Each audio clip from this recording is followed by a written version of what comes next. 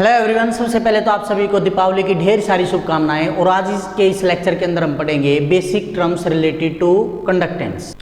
तो जैसा कि मैंने आपको बताया, हम पढ़ेंगे some basic terms related to conductance. तो सबसे पहला आता है हमारा ओम्स लॉ। ओम्स लॉ आप सभी ने पढ़ा हुआ है कि जो V है हमारा वो डायरेक्टली प्रोपोर्शनल होता है I के। PDF आपके पास आ चुकी है, लिख आपने रखा, हमने केवल इसको समझना है। यहाँ पे दिखाई भी दे रहा है आपको, V डायरेक्टली क्या होता है, I होता है। यानी क्या कहता है ओम्स लॉ कि जो current flowing through a conductor है वो डायरेक्टली प्रोपोर्शनल होता है पोटेंशियल के। हालांकि यहाँ पे इक्वेशन जब हम देखते हैं तो V डायरेक्टली आई है, लेकिन डेफिनेशन क्या लिखेंगे, it states that current flowing through a conductor is directly proportional to potential difference applied. अब डायरेक्टली या साइन हटाने के लिए हम किसका यूज करते हैं, R का। अब यहाँ से अगर मेरे को R निकालना है तो मैं क्या निकालूंगा, R is equal to V upon I। ये हमारा क्या है, ओम्स लॉ। इसको मैं और क्या लिख सकता हूँ, R का मतलब हमारा क्या होता है, रेजिस्टेंस, V का मतलब होता है हमारा वोल्ट, और I से आप सभी भली बातें समझते हैं हमारा क्या होता है, एम्पियर। ठीक है, कई बार इसकी यूनिट पूछ ली जाती है, आप सभी को पता है इसकी यूनिट क्या होती है, ओम। या इसका जो सिंबल है होता है ये कुछ क्लिप की तरह ऐसे होता है। R क्या होता है, रेजिस्टेंस ऑफ कंडक्टर, V हमारा क्या होगा, पोटेंशियल डिफरेंस, और I क्या होगा, हमारा इलेक्ट्रिक करंट। तो रेजिस्टेंस को हम और क्या लिख सकते हैं, वोल्ट अपॉन एम्पियर, यूनिट होगी ओम। सेकंड जो हमारी बेसिक टर्म आती है वो है कंडक्टेंस। बेसिकली रेजिस्टेंस का उल्टा क्या कहलाता है, कंडक्टेंस कहलाता है। मतलब मैं क्या लिखूंगा, it is defined as the reciprocal of resistance. किसका उल्टा भाई, रेसिप्रोकल ऑफ ए रेजिस्टेंस। अब रेजिस्टेंस क्या था, R। कंडक्टेंस को डिनोट किया जाता है भाई G से। फिजिक्स में इसको C से भी कर लेते हैं, लेकिन हम यूज करेंगे यहाँ पर कंडक्टेंस के लिए वर्ड G। तो G जो है हमारा वो क्या होगा, 1/R। ठीक है, अब इसकी यूनिट निकालनी हो गई तो यूनिट कैसे निकालोगे, G किसके बराबर है, 1/R। R की यूनिट आपको पता है क्या है, ओम। ओम ऊपर जाके पलट जाएगा, इसको क्या बोल देंगे हम, ओम इनवर्स। या इसका एक साइन और होता है, इसको साइमन भी बोल देते हैं, SIEMER। या ओम को उल्टा लिख दो, MHO, महो। ये तीनों बातें सेम हैं, इसमें पजल मत होना कि भाई ये महो क्या है, साइमन क्या है, या क्लिप इनवर्स क्या है। थर्ड आता हमारा स्पेसिफिक कंडक्टेंस। ध्यान देंगे, ऊपर था हमारा कंडक्टेंस, अब एक वर्ड लग गया अब इसके सामने, स्पेसिफिक कंडक्टेंस। स्पेसिफिक के केस में हमने क्या करना पड़ेगा, दो चीजें लेकर के चलनी पड़ेंगी। एक तो रेजिस्टेंस ऑफ कंडक्टर जो होगा वो लेंथ के डायरेक्टली होगा, यानी लेंथ जितनी बढ़ती जाएगी कंडक्टर का रेजिस्टेंस उतना बढ़ता जाएगा। दूसरा क्या कहेगा, एरिया जितना बढ़ेगा रेजिस्टेंस घटेगा। तो यहाँ पर स्पेसिफिक कंडक्टेंस के अंदर दो बातें हमें ध्यान रखनी है। पहला, जो रेजिस्टेंस ऑफ कंडक्टर है वो डायरेक्टली प्रोपोर्शनल होगा किसके, लेंथ के। तो मैं इसको कैसे लिख सकता हूँ, R directly proportional to L, equation number 1। और दूसरा, रेजिस्टेंस जो होगा ऑफ कंडक्टर वो इनवर्सली प्रोपोर्शनल होगा किसके, एरिया ऑफ क्रॉस सेक्शन के। अब इनवर्सली प्रोपोर्शनल है तो इसको मैं कैसे लिखूंगा भाई, R inversely proportional to 1/A। ये होगी हमारी इक्वेशन नंबर 1। अब अगर मैं इन दोनों को कंबाइन करूँ, ये भी R के डायरेक्टली है, ये भी R के डायरेक्टली है, तो फ्रॉम इक्वेशन 1 एंड 2 मैं क्या लिख सकता हूँ, R directly proportional to L/A। ठीक है, इसको मैं क्या मान लेता हूँ, इक्वेशन नंबर 3 मान लेता हूँ। या भी मत मानो, डायरेक्टली का साइन हटाने लेते हैं हम। तो R हमारा किसके बराबर आ गया, रो L/A। यहाँ पे रो याद रखना हमें जरूरी है, क्या है, रेजिस्टिविटी। रो हमारा क्या है, रेजिस्टिविटी। अगर मेरे को रो डिफाइन करना है तो कैसे करूँगा, रो बराबर है R इंटू A/L। ठीक है, अब R क्या था हमारा, रेजिस्टेंस। रेजिस्टेंस की यूनिट क्या थी, यहीं पे मैं यूनिट निकाल रहा हूँ रेजिस्टिविटी की, रो की यूनिट। तो R क्या था, ओम। एरिया क्या होता है, मीटर स्क्वायर, और लेंथ क्या होता है, मीटर। एक पावर कैंसल, तो क्या यूनिट आ गई इसकी, ओम मीटर। याद रखेंगे ओम मीटर है SI यूनिट। अगर आपसे CGS में पूछ ले तो मीटर की जगह पे क्या आ जाएगा, सेंटीमीटर स्क्वायर बटे सेंटीमीटर, एक पावर कैंसल, तो CGS में क्या हो जाएगी हमारी, ओम में सेंटीमीटर। तो ये एक प्रकार से क्या होगी, हमारी रेजिस्टिविटी की यूनिट आ गई। तो रेजिस्टिविटी का ही दूसरा नाम क्या है हमारा, स्पेसिफिक रेजिस्टेंस बोला जाता है इसको। क्या बोला जाता है, स्पेसिफिक रेजिस्टेंस। अब अगर मेरे को रो को डिफाइन करना, रो किसके बराबर था, R into A by L.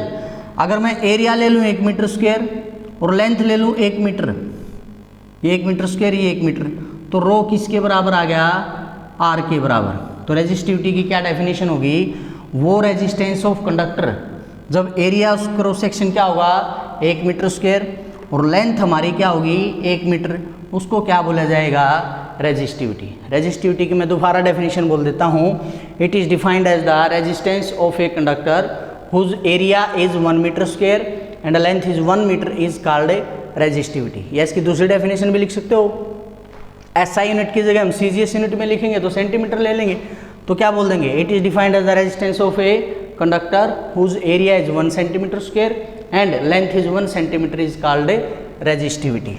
ठीक है, फिर आ जाती है हमारी फोर्थ टर्म कंडक्टिविटी।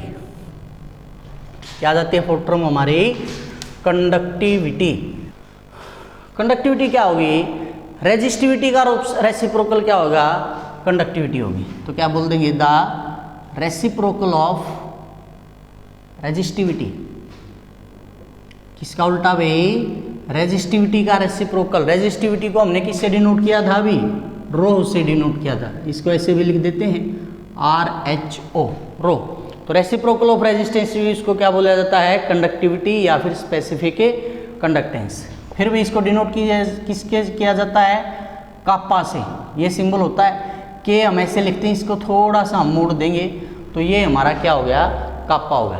तो जो रो है और क्या लिख सकता हूँ मैं इसको 1 बाई कापा, या कापा को क्या लिख सकता हूँ, कापा को क्या लिख सकता हूँ भाई 1 बाई रो, बात तो वही है।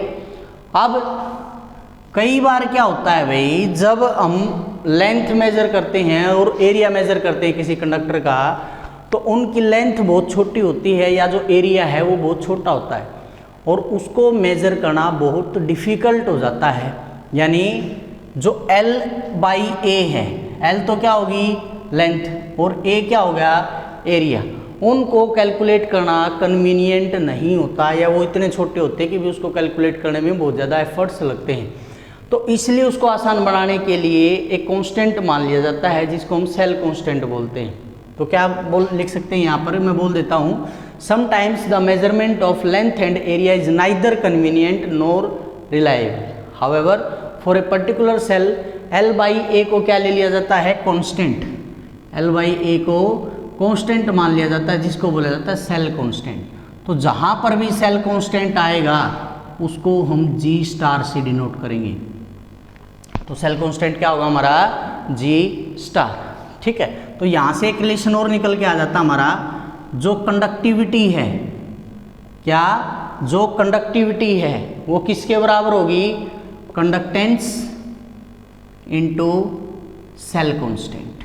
क्या बोलेंगे इसको, कंडक्टेंस इंटू सेल को। न्यूमेरिकल में डायरेक्ट ये फॉर्मूला यूज होगा भाई हमारा, कंडक्टिविटी किसके बराबर होगी, कंडक्टेंस इंटू सेल कांस्टेंट। ठीक है, अब रो की वैल्यू क्या थी हमारी 1 बाई कापा, एक रिलेशन आया था हमारा R बराबर है रो इंटू L बाई ए, इसको इक्वेशन 3 मान लेते हैं हम, पीछे आई थी ये। तो यहाँ पे रो की जगह पे मैं क्या पुट कर सकता हूँ भाई 1 बाई कापा, तो R किसके बराबर आ जाएगा 1 by kappa into L by a. अब यहाँ से मैं कापा की वैल्यू निकालूँ भाई, कापा क्या था कंडक्टिविटी, तो कापा को उस साइड ले गए, 1 बाई आर इस साइड आ गया इंटू L बाई ए। देखो भी कापा क्या था कंडक्टिविटी, कंडक्टेंस क्या था रेसिप्रोकल ऑफ रेजिस्टेंस, और L बाई ए क्या था हमारा सेल कांस्टेंट। 1 बाई आर को और क्या लिख सकते हैं जरा पा, कंडक्टेंस, तो और क्या लिख सकता हूँ इसको, कापा बराबर 1 बाई आर को मैं G लिख सकता हूँ और L बाई ए को मैं क्या लिख सकता हूँ G इंटू G स्टार। अब देखो ये रिलेशन भी बन गया हमारा कंडक्टिविटी, कंडक्टेंस और हमारा सेल कांस्टेंट। ठीक है, तो ये आ गई हमारी इक्वेशन नंबर 5 मान लो इसको, या इक्वेशन भी मत मान लो, वैसे लिख लो क्या दिक्कत है। अगर लेंथ क्या ले लूँ मैं इसकी 1 सेंटीमीटर, L की वैल्यू क्या ले लूँ 1 सेंटीमीटर, और एरिया क्या ले लूँ 1 सेंटीमीटर स्क्वायर, तो काप्पा हमारा किसके बराबर आ जाएगा, जी के बराबर। कैसे भाई, भाई जी स्टार क्या था, एल बाई ए, एल क्या है 1 सेंटीमीटर, ए क्या है 1 सेंटीमीटर स्क्वायर। तो जी की जगह पे ये वैल्यू पुट कर दी तो काप्पा किसके बराबर आ गया, जी के बराबर।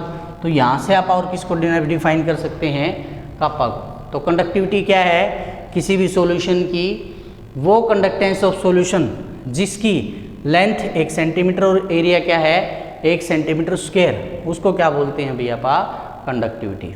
कंडक्टिविटी की डेफिनेशन लिख लेना भाई, मैं बोल देता हूँ। Conductivity of a solution is defined as the conductance of solution whose length is 1 centimetre and area is 1 centimetre square.